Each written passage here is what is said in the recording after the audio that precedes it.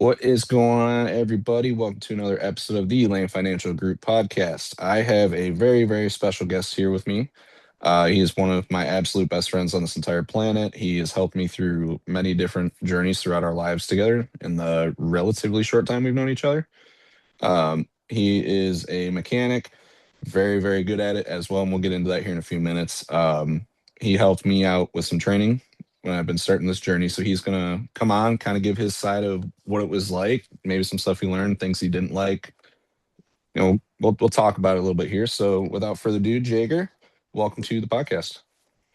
Thank you for the introduction, Jake. And I would like to start off by saying a lot of the viewers may or may not know, but it has been a very wholesome experience getting to see you grow through this whole process and learning how to deal with people and communicate and everything like that. So I'm glad to be here as one of the first handful of guests on your podcast.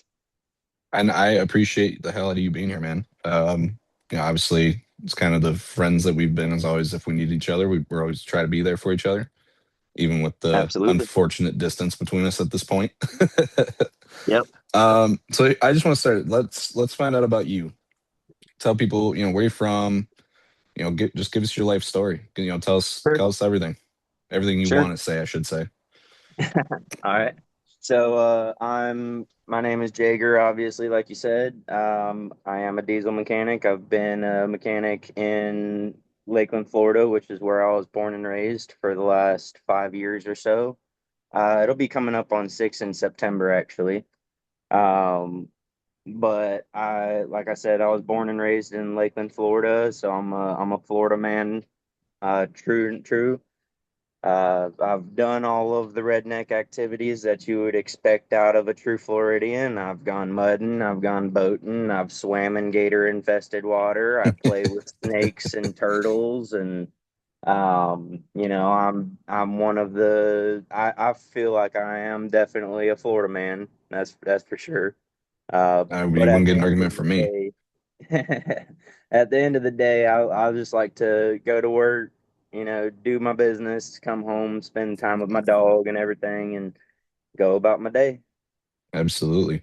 And that's I think that's a pretty fair statement. You and Zach both are pretty Florida boys Yeah. as it gets. Um, tell us a little bit about being a mechanic. Like, how did you get into it? Was it something you were doing with your dad as a kid? Is it just something like myself, where I turned 18 and needed a job and just ended up liking it? Yeah. So, So kind of how did that happen? And is it something you see yourself doing, until you decide to hang it up and retire? right. So, I've always enjoyed working on things. Even my parents could tell you stories of when I was a kid.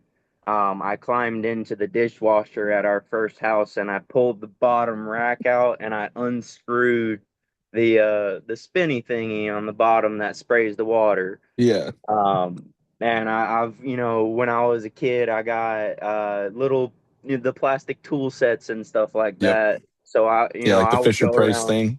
Yep, that's exactly right. I would go around just taking stuff apart around the house. I would take apart toys, and my dad would have to put them back together. So mechanics and taking stuff apart, wrenching, screws, nuts, bolts, that's always been part of my life. As for the diesel mechanics, I wasn't really interested in big trucks very much until I got to the end of my high school career. All the way through high school, I was always into the classic cars. I had a 1992 Camaro. My brother has a 1991 Fox Body Mustang. My dad has a Thing's hideous, by the way. um, yeah. My dad has a 1966 Mustang Fastback. So, like, the classic cars have Ooh. always been part of my life. So that was kind of what I dreamed about doing. But whenever it came to actually looking for a career path, um, there wasn't much sense in getting into something that there wasn't a big um, market for the work. Hmm. Like the people that are doing it, in those, industries are very good at it, and you have to get in and you have to learn a lot. Granted, Hmm. I'm all about that. I like learning. It's all about 100%. asking questions and gaining knowledge and stuff like that. Um, but when I decided to choose a career path, I sat down with my dad, and because he's been a mechanic his whole life, and I was talking to him, and I was considering actually going to be a welder. Um, he brought up a very valid point. We live in Florida. Welding is very hot work. Oh yeah. So he kind of talked me out of that, which I'm grateful for because it's hot enough as it is. Yeah. Um, without wearing fireproof equipment and being around hot metal all day. Yeah. So I went to Universal Technical Institute, Hmm. UTI in Orlando, Florida. And I was able to go for the heavy duty diesel program for about 10 months. And I was fortunate to have the program paid for by my grandmother because she wanted to make sure that me and my brother and whoever else in our family had our college plans Hmm. paid for. So I was very fortunate in that aspect. So that's how my start to the diesel industry began. And when I got out of technical school, I was right after high school is when I started. So I took a summer off right after high school, went into technical school. It was another 10 months, so basically another school year. Hmm. Started in September, ended in June or July, and that was literally through COVID. So COVID hit about, I want to say, 3 months into my schooling, and that was a big problem Hmm. because I live in Lakeland. I was driving to Orlando every day. Hmm. Well, they shut down in-person classes, and they ended up doing full virtual and having us go once a month for a week at a time rather than every day for the whole month for whatever course we were in, just so that we could do the labs.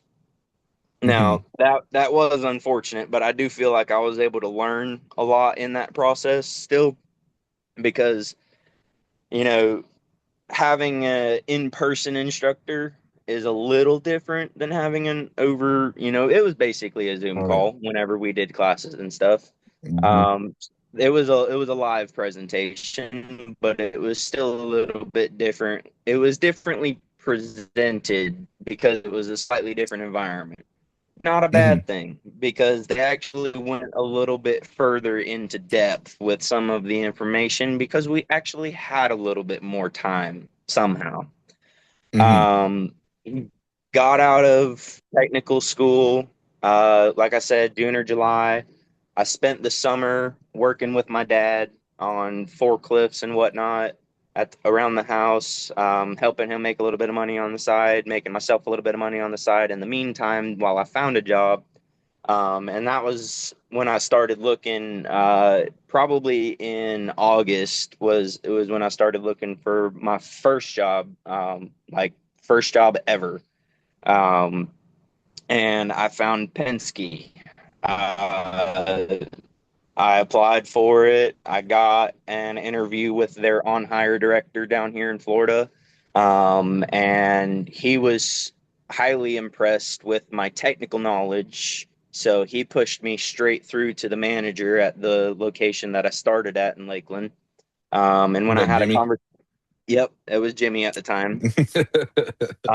When I started uh, having a conversation with Jimmy, he was like, "You really do know your stuff," and I was like, "I know the book." Yeah, and there's a big difference, as me and you both know. There's a big There, difference. there's a big difference between technical knowledge and actually knowing what you're doing in the Yeah. industry. It's good knowledge to have. Yes, Uh, Bingo. it's a fantastic base of information, It but gives that's you the all it is. start. It gives you the start It's because it's they a don't teach you in the foundation. schools, and you can vouch for it. They do not teach you in the school what happens when you snap a bolt off and it's so stuck in the side of the block that you don't know what to Yeah. do. They don't teach you that kind of stuff. They don't teach you The they real don't world. teach you how to deal with it in the real world. Exactly. Correct. Yeah, when you got a truck for, So, like a I was, 1990 Peterbilt, like they're not teaching you how to get something out of there. You don't, and it ranges from everything else where it's like that real world in the moment. yeah, no, and Oh shit, what do I do? right. And God Like, forbid and you got if to do, and somewhere every up once in a while, you north, got to do that one thing that if OSHA finds out, they're shutting the whole building down, but you got to do it to get the job done. yeah, You know what I unfortunately, mean? it is what it is. And God I forbid mean, you're up north we've had our somewhere fair and you're share in the of. Rust Belt. Oh, lost you there for a If second, you're buddy. in the Rust Belt, you've got a whole different argument ahead of you. Being in the northern states with all snow, ice, salt, road grime, it's y'all have it worse up there than we do down here, luckily. Let's see here. Now, Why is it not that's working? of course not to say that we don't get.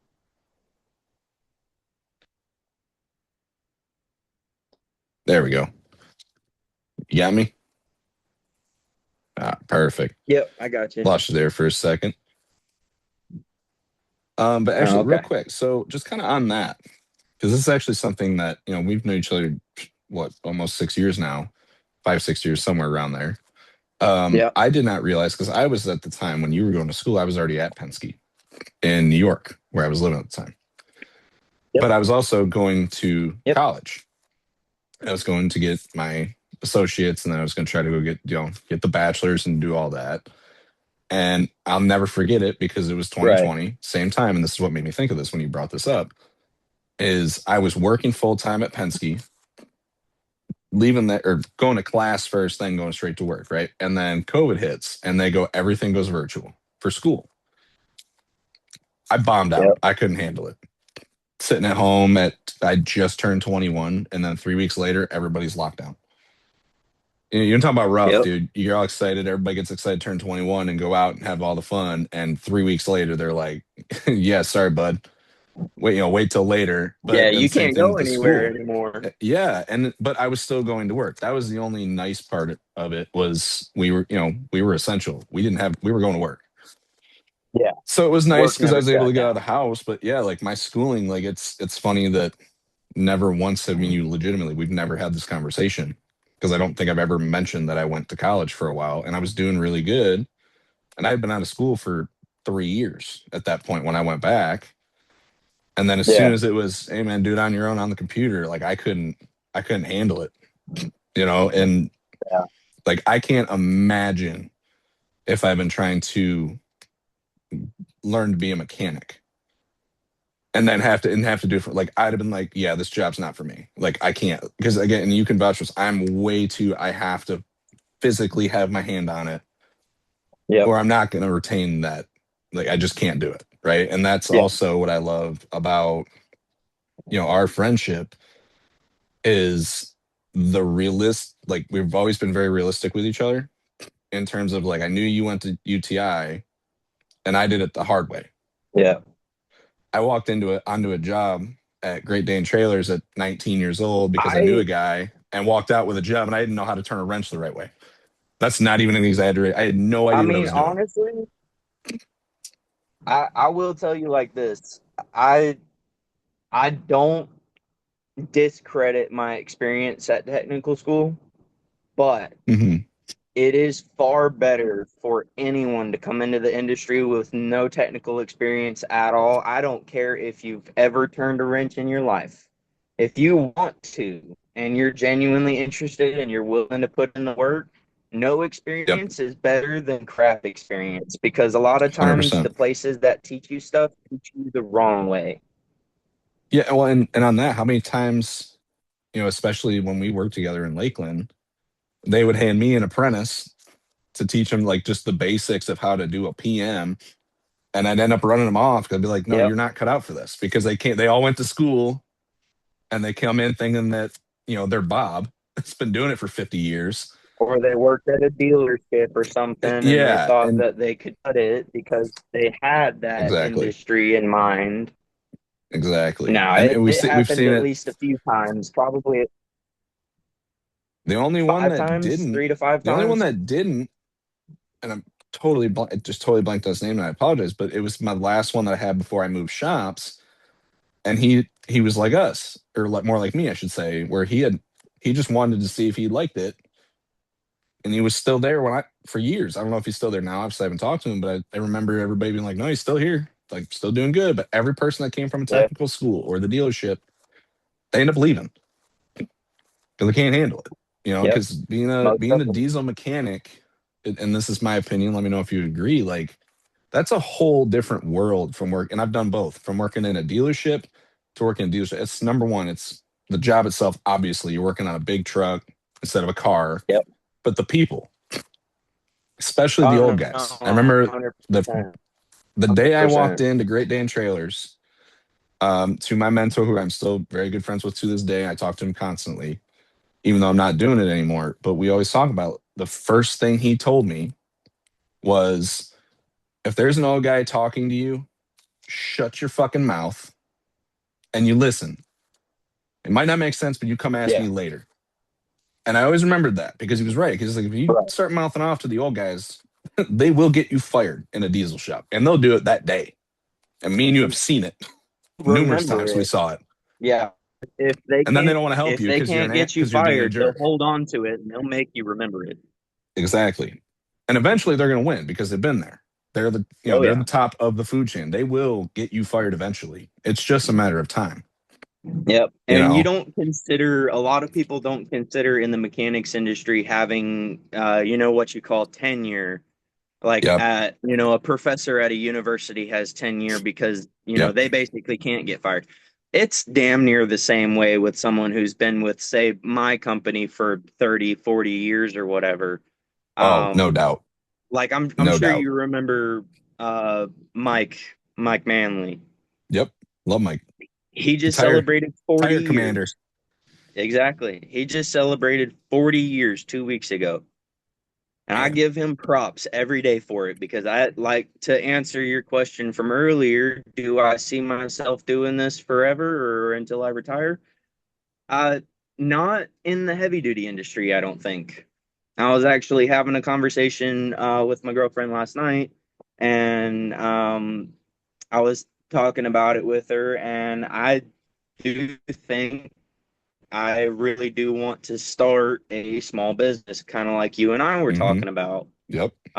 several months Been talking ago about that for years. before your adventure with Real Financial has started. Hmm. So like that's something that I genuinely have, in the back of my head. Like I want to start getting a business plan together and everything like that. I want to figure Hmm. out a location, do market research, all this other stuff so that I can make sure I'm putting it in a good place, and all that type of stuff. I want to find either an investor or a partner, potentially somebody such as yourself, down the line, of course, because I'm not in the Yeah. position to start at the moment, but Of that's course. Yeah. definitely a But goal it's for that the forward future. thinking. I don't see, I definitely don't see being a heavy duty diesel mechanic for a long time. Hmm. Not like some of these other guys, not like some of the old guys Yeah. who have stuck with the industry forever. Well, and that's I got two points here, just kind of on that. Like this is something that I've talked with you. I mean, you've talked about it at not nauseum sometimes, but the difference in how generations are with certain things. And I don't think there's a right way Oh or a yeah, wrong way. I really don't. Like I don't. At the end of the day, who cares? You do what you got to do that you think is best for yourself or your family if you have one. But a lot of them older guys is like, well, I signed the like I'm right. in, and this is where I'm gonna die. Where our generation is a little bit more Yeah, like, full commitment. I'm not dying for a billionaire company. I'm just not doing it. We How many want to times make have me sure and you that said that? we want to make sure that we live our lives. Like that's the Correct. difference between Correct. us and them. We want to actually Yeah. go on adventures and spend time with our families, our girlfriends, our Yep. wives, our kids if we have them, whatnot, because that's just who we are as a generation. 100%. And that's part of coming here to Real Financial for me personally. That was part of the appeal. But it's, hey man, let's Right. put in the Being work. able to spend more Let's put in time that with. work. Get the financial freedom, as our owner Brad Lee likes to say all the time. Get financially free so that you can do that. But I'm also working my own schedule. So, just Right. 2 weeks ago, or maybe three, whatever it was, uh, Bo had gone to the zoo for a field trip. So I was like, I'm not working that day because I could. And I went to the zoo. Right. Like I didn't have to put in Yeah. time off. I didn't have to ask anybody. I just said, I'm going. And that's a big appeal that I like about this, that a lot of our generation wants, you know, like they Right. want to Just like be you and Derek as were talking present as you about possibly can, in the first pod. Right. Just like you and Derek were talking about in your first podcast, which if anybody hasn't seen it yet, they should definitely go back and watch it to get a better introduction. But you guys were talking about, learning the industry and having to recreate yourselves essentially because neither one of you were this, communicative type of person where you'd like to sit down and have a conversation with people for extended periods of time. Because we're all kind of blue collar mindset, but Hmm. now that you're in that white collar industry, there's definitely a big change that's been observed. And you able to have that extra time with your family, that's got to be all of the benefits in the world that you could have ever asked for. 100%. Like that's actually, me and Derek talk about it a lot, and that's probably the best way I've actually heard it said. Because so here, let me hit you with one more question, and then we're going to transition to something else. Because like you said, like we have a very similar background, just how we were raised. Obviously you've met my dad, I've met your parents. Um, it's Yep. very similar in how we were raised, how they think, stuff like that.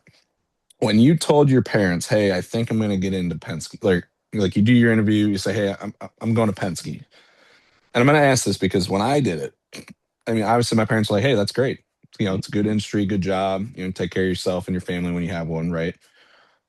But my dad was kind of upset with me a little bit because my whole life, my dad used to tell me and my sister, "Hey, go to college, get an office job, work with your mind, don't work with your hands. Because trust me, when you're 30, 40, 50, and so on, you're going to feel it if you're doing manual labor." And I didn't listen, which I'm sure that's a huge surprise to anybody that knows me. I didn't listen to my parents.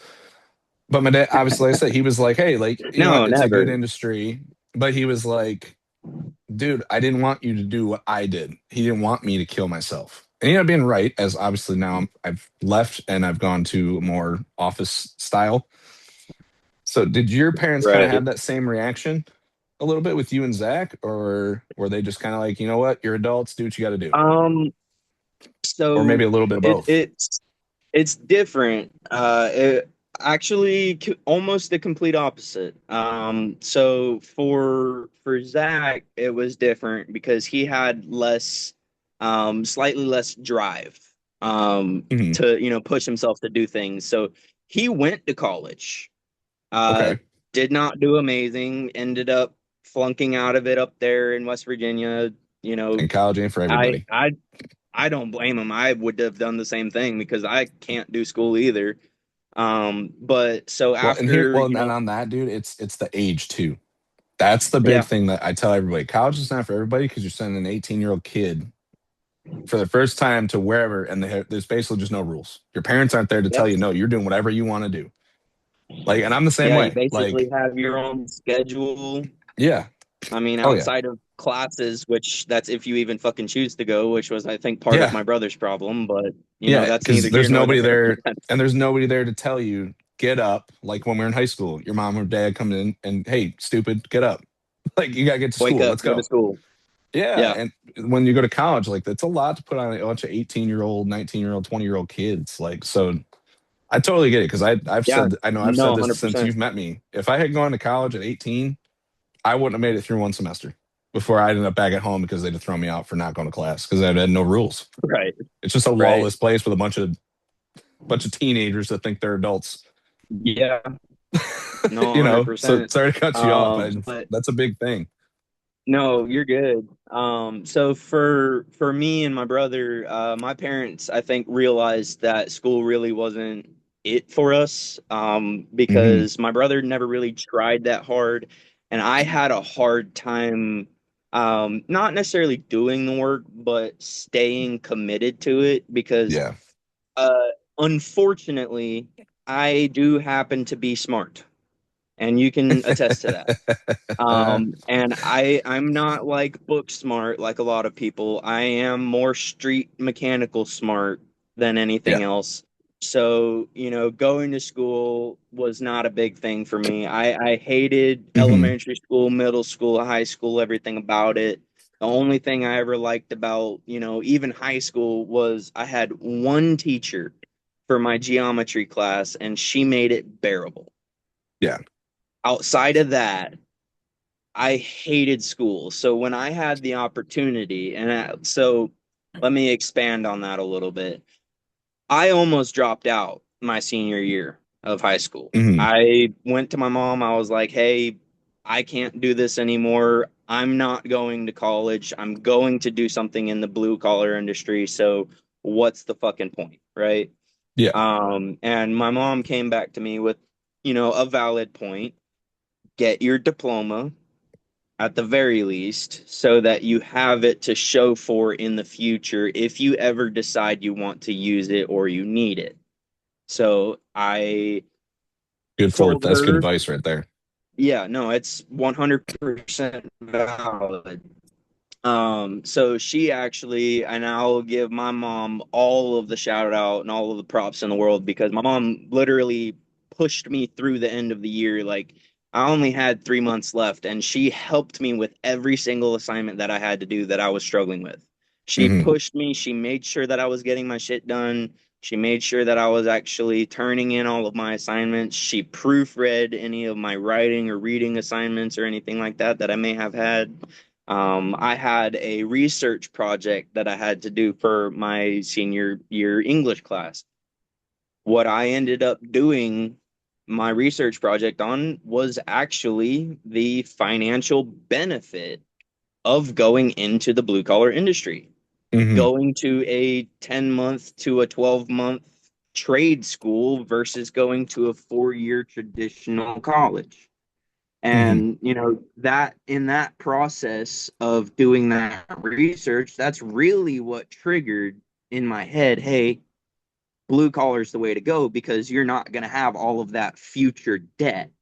Like, Yeah. because the way that I was researching it, the way that it was coming up, and this was, mind you, 7 years ago, 8 years ago. So the economy was completely Hmm. different, and it could have 100%. changed by now.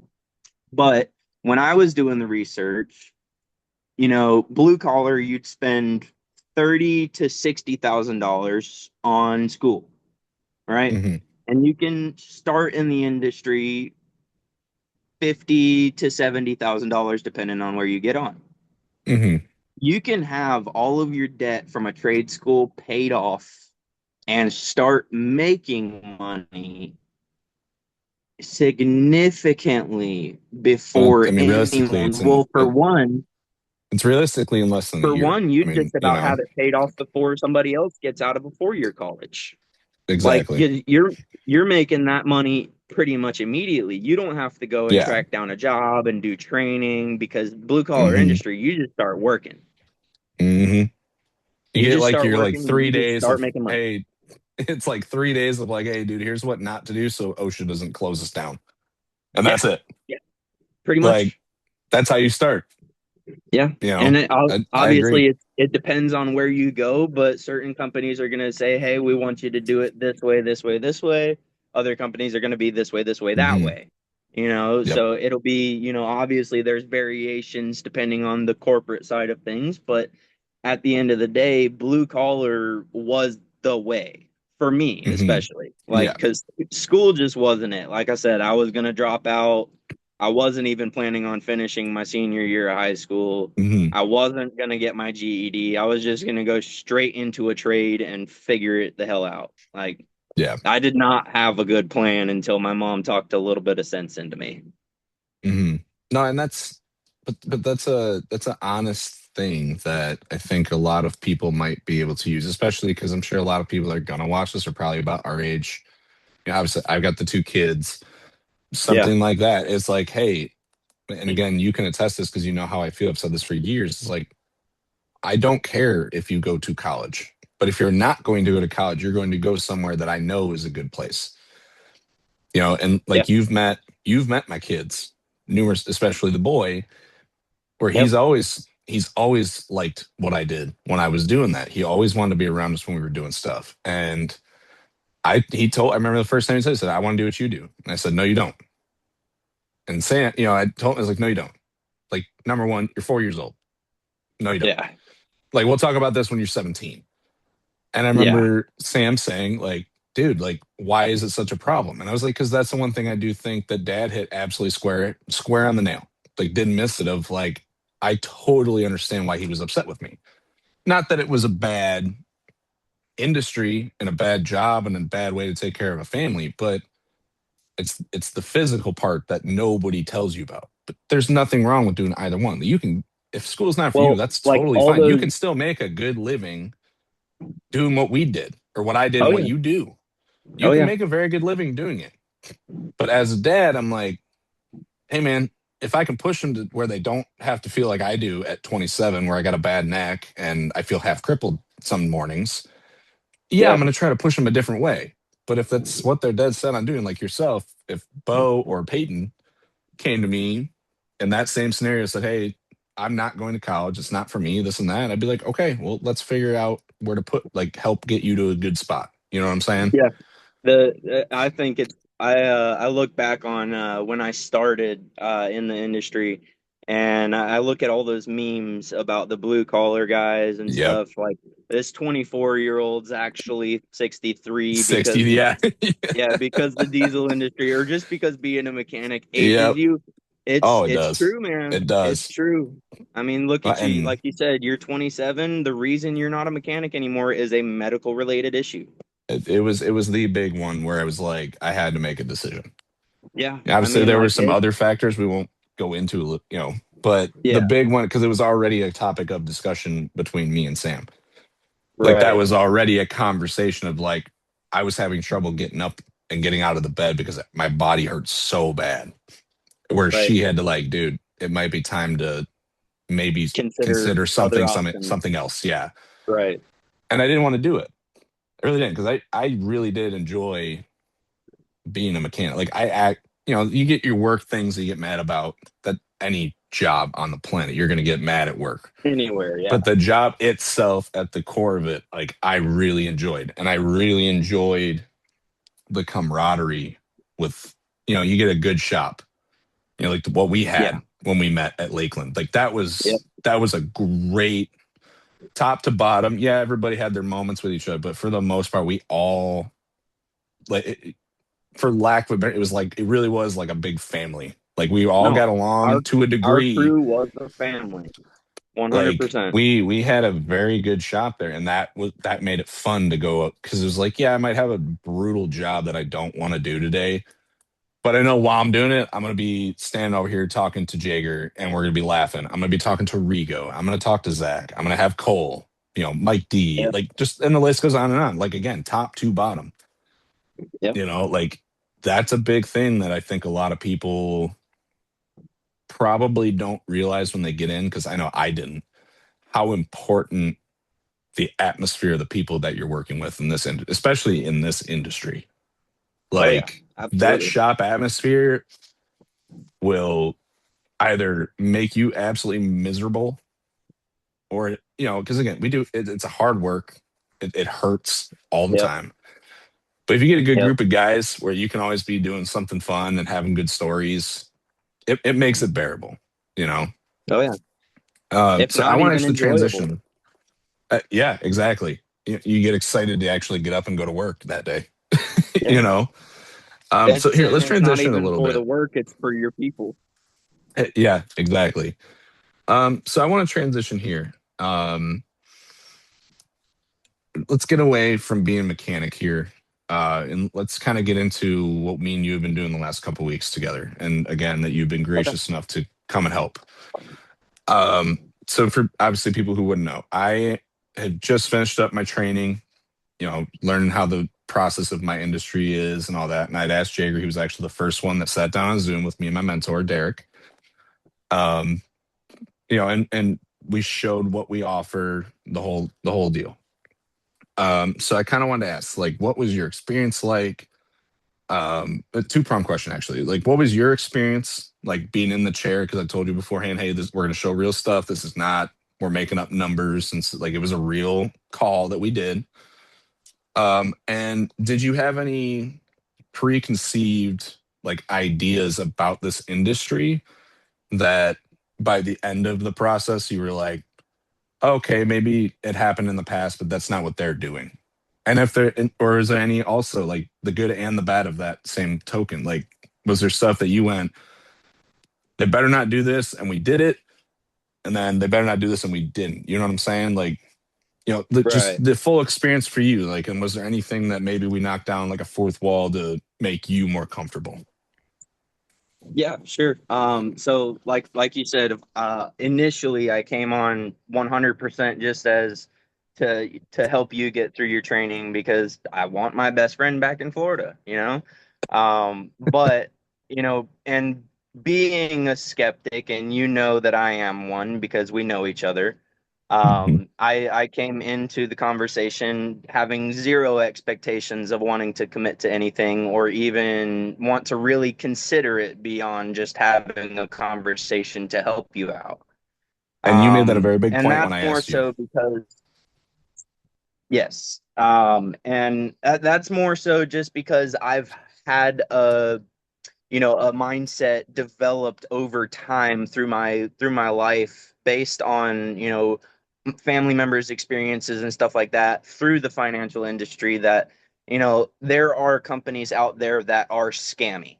There are ones that are out there that just want to get the clients for the paycheck. They don't care about actually Hmm. making sure that the client actually gets the best of both worlds, where they can not only, yes, catch the paycheck, but the customer gets every benefit that they possibly can. Um, when I started and we sat down to do the discovery call the first time, and I gave you, my baseline information without obviously looking all the nitty gritty Hmm. details.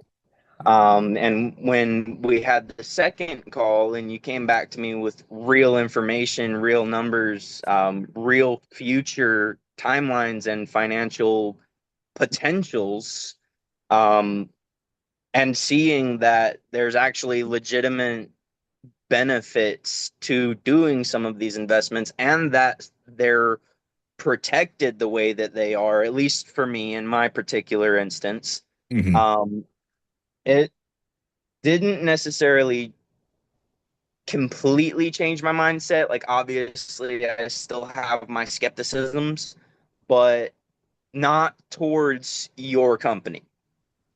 Hmm. Real Financial has been great so far. Obviously, you and I have discussed that I'm not moving forward with anything currently. That's because I have a few of my own financial things that I have to figure out before Hmm. I can commit to investing. That's just me trying to be as smart as I can be, make sure that I have stuff squared away before I put extra money into a long-term savings account. But Real Financial has been great in every aspect because you can tell that like you yourself and Derek have that mindset where you genuinely want to help the customer.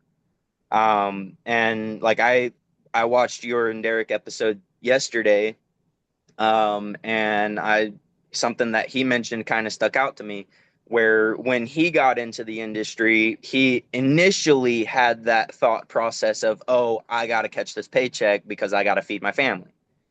But then it really clicked into his head that it's all about helping the people.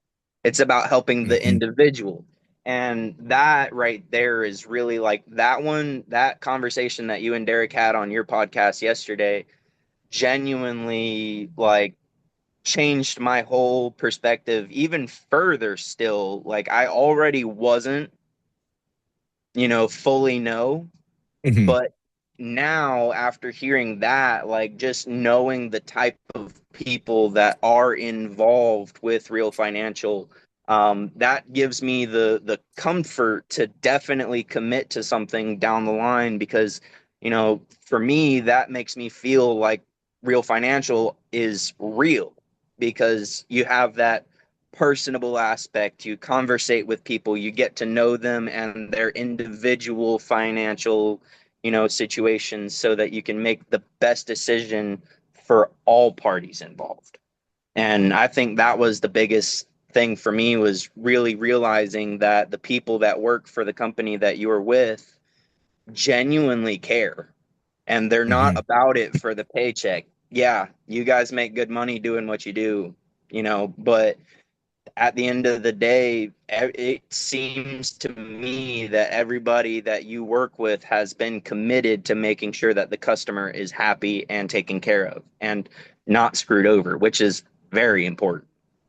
Yeah, absolutely. No, and that's, like when I first called and asked and said, hey, I'm doing these trainings, would you mind?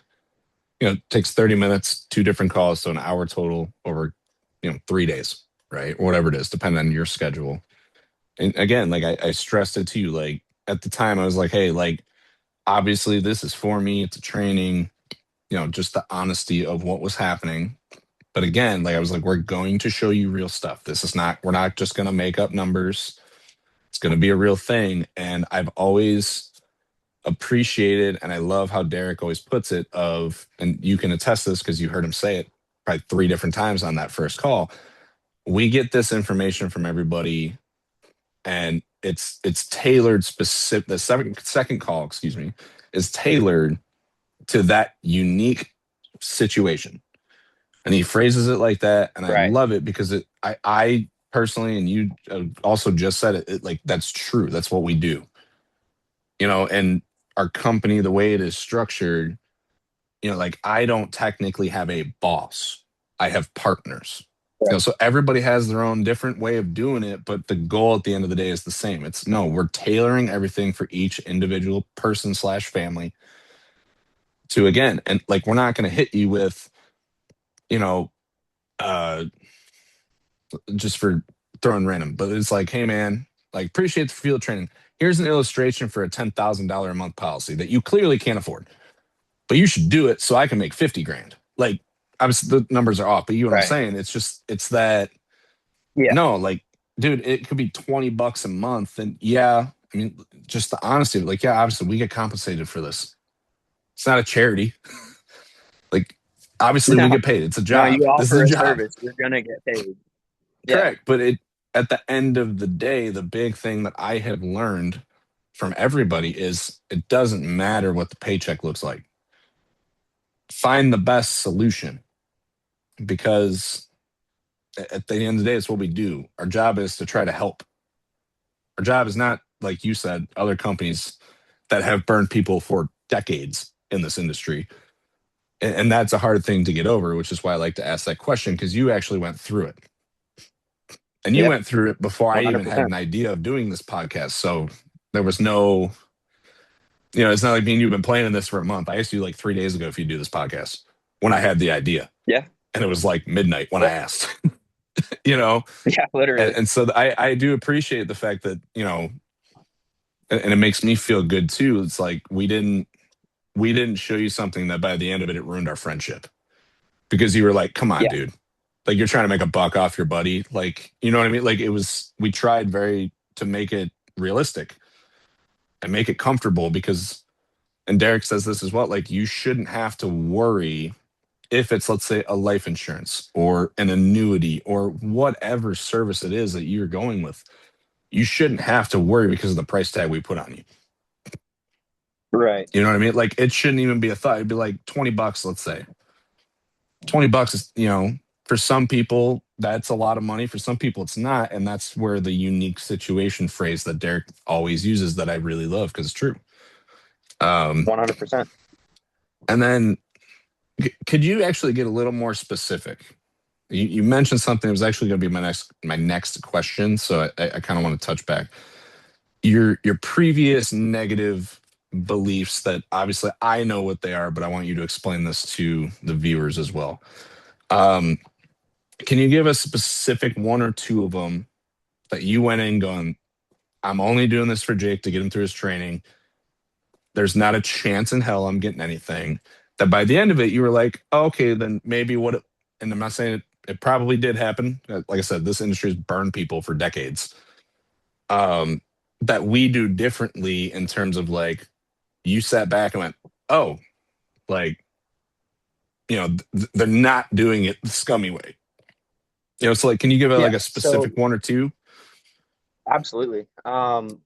Honestly, the main one is realistically the fact that Real Financial goes through and does that individualized discovery call so that you have each person's specific financial situation in mind. It's not like a lot of those other companies where they'll offer you, one baseline service that costs you X amount of money every single month, and you end up losing money because of it, because you don't genuinely have that amount of money to Hmm. invest all the time. The way that you guys portrayed it being, variable and able to be adjusted based on, having a hard month here or there, or if you had a really good month, you could say go throw an extra couple $100 at it or whatever. That adjustability, that variation is a big part of it for me. That would be number one. And number two, And that one is for you specific. I want to make that point too. I don't want people that not everything that we do has that. Just for what absolutely. we showed you specifically, that I just want to make sure people aren't thinking everything is like that. So sorry. Absolutely. And outside of that, on the broad spectrum, I mean, if you really want to get nitty and gritty with it, I have had conversations with investment brokers before, because my nana tried to get me in with, I don't know if you've ever heard of them, Merrill Lynch. Hmm. Yep. Um, they are who's been doing all of the investing for my nana for, I don't know, 30, 40 years. And granted, it's done very well for her. But when I went to have a conversation with them, easiest way I can say it, and the younger crowd that is going to be watching this podcast will understand, and some of the older ones will too. The vibe was not right. That's the best way I can say it, because it just felt like It was they were uncomfortable. after, yes. They were, you could basically tell that they were kind of after the paycheck, trying to force you into a specific policy based on what they wanted, not what was based on what you needed. And I Hmm. think that's, a broad spectrum, you know, that one right there is a number two, but also potentially more important than number one, because that could go for everybody. Hmm. Because, anybody could go and talk to, XYZ investment brokers, and they might push, a specific plan because, they have a dollar goal in mind that they themselves want to hit. You guys over at Real Financial do not operate that way. And even you and I have had the conversation, not in the business aspect of things, where you've told me that Brad Lee, you're the boss, Hmm. is, you Owner. know, he's full on against that type of action. He Oh yeah. wants, like, not only the associates to make a good paycheck, but he wants the customers to be happy and return and come back Hmm. with good reviews and all this other stuff. And that's not something that you can say about a lot of those investment firms, because they're not owned by a genuinely good guy. No, and Brad's thing, and I'm kind of speaking a little bit for him because obviously I don't know him well enough to say it, but from what I have seen in the few interactions that we have had, um, is he tells everybody, like, we do a call every Monday with everybody in the company, and he says it all the time, like, hey, no, we're doing this ethically. And if I find out you're not, there's gonna be problems. Like, you're going to do this right, and I'm sure some of it, number one, just being like you said, just being a good person trying to help people is what we do. But I'm sure there is a Yep. little bit in the back of his mind that he might not say publicly. So again, I'm paraphrasing it for him, but I'm sure some is I have a clean reputation over decades of work. I'm not tarnishing that Absolutely. so you guys can make a buck and it's going to affect me. Again, he might No, not never 100%. publicly admit that, and I don't blame him. But I'm sure there is that little in the back of us that just like, no, we're gonna do this the right way because one, it's the right I thing to mean, do, and that's the that's most just important being part. But the second, that's his being a reputation is good on the line. guy and a smart businessman. Yeah, and again, like I don't personally think there's anything wrong with it. Like, yeah, dude, I got a clean, squeaky clean reputation for decades. I'm not tarnishing that. Like, because again, the most important, like, one, it's just not right.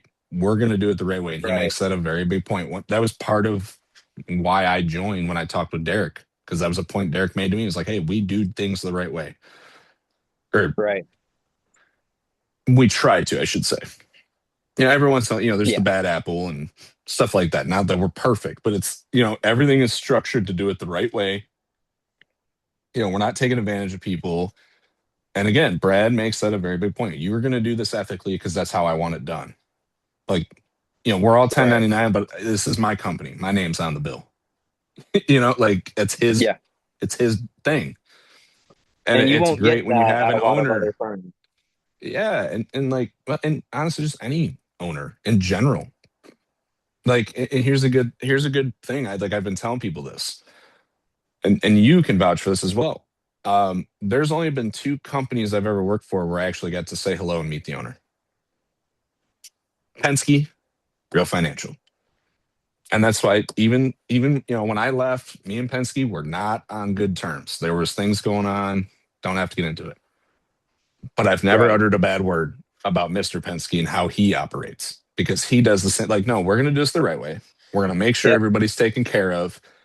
How many times have you seen Mr. Penske just roll up into a shop just because and just buy everybody lunch just because he's just going around the country making sure his employees are taken care of? Like how many pay Yeah. raises did we get because he found out one company was paying more than him? At Well, least I mean, if again, you this want was at to, the time. It might have changed, but at the time, but it's like we that was a can big thing every year.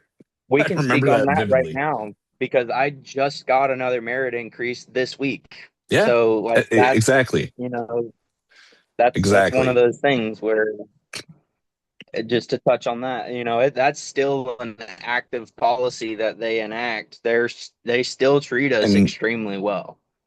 and that shows how good of a person at heart Mr. Penske is, and I feel the same way with Brad, with Mr. Lee, Absolutely. because he's like, 100%. look, yeah, you can make a ton of money scamming people, but you're not doing it under my name, under my company name. That ain't happening.